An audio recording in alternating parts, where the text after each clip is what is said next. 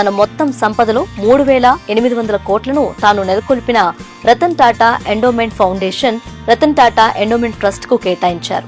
Tata Sons లో రతన్ టాటాకు ఉన్న వాటాలో 70% foundation కు, మిగిలిన 30% ట్రస్ట్ కు వెళ్తుంది.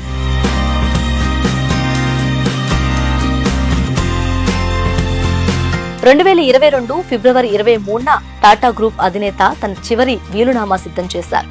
టాటా సన్స్ లో తన వాటాలను ప్రస్తుత వాటాదారులకు తప్ప వేరొకరికి బదిలీ చేయడానికి లేదా విక్రయించడానికి వీల్లేదని తన చివరి వీలునామాలో స్పష్టం చేశారు.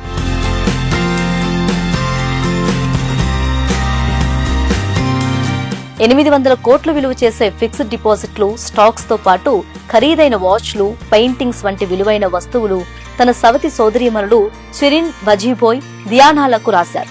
టాటా గ్రూప్ మాజీ ఉద్యోగి రతన్ కు అత్యంత సన్నిహితుడైన మోహిన్ దత్తాకు 800 కోట్లు కేటాయించారు. ఇక జుహూలోని తన బంగ్లాతో పాటు కొన్ని షేర్లు, వెండి వస్తువులు, బంగారు ఆభరణాలను జిమ్మీ నావల్ టాటాకు ఇచ్చారు.